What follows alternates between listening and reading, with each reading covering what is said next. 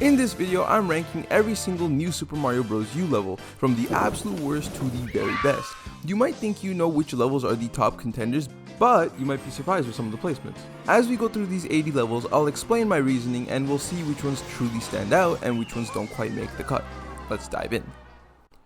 Alright, so we're ranking all the levels, but how? It's actually pretty straightforward. I'm going to be ranking the levels based on how fun they are, how creative the level design is, and how much content they offer. Of course, most of this is subjective and you are allowed to disagree with me if you want to, just know that you are absolutely wrong. Now, some of you might be expecting Super Luigi DLC to be included, but that's going to be covered in a separate video. After all, I said Super Mario, not Super Luigi. And lastly, before we jump in, I should mention that we're also going to be going in order from Acorn Plains 1 all the way to Peach's Castle and the final Bowser fight. With that said, let's get started.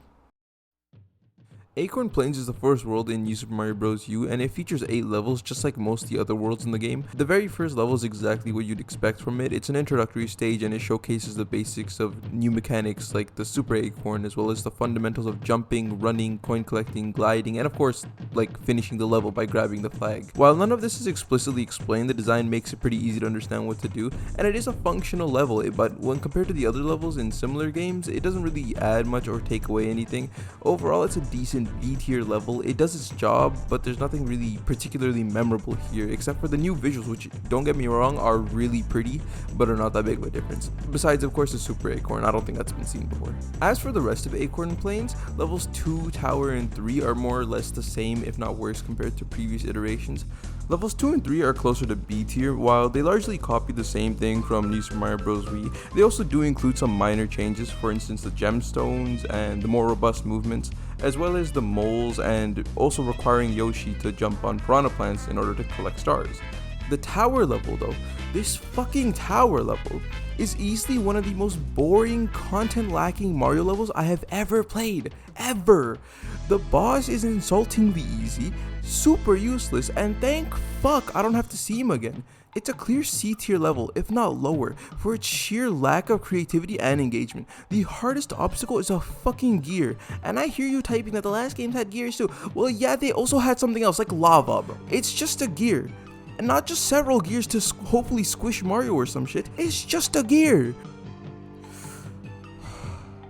You know what? Actually, it's a D tier level.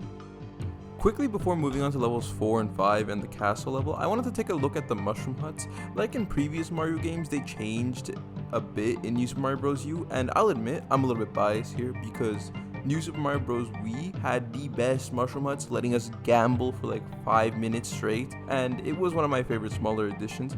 In this game, the concept is similar, but it executes differently. Instead of spending 5 minutes matching squares, each world has a variety of minigames, and these are either much easier or much harder depending on the level you're on. Since they're technically considered levels, I'll give them a rating, with the red mushroom hut and Acorn Plains getting a D tier and the green mushroom hut getting an A tier, for being much harder and a different minigame.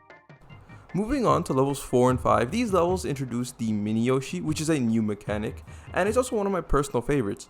The Mini Yoshi can eat things just like a regular Yoshi, except you don't need to punch his tongue out of his skull, and he even sings along to the level's music, which honestly, just that alone makes it an S tier character for me. And that's not all, he actually follows you around after you finish the level. This fixes one of my biggest childhood grievances with Yoshi just having to abandon him at the end of every level like a piece of expired milk or something.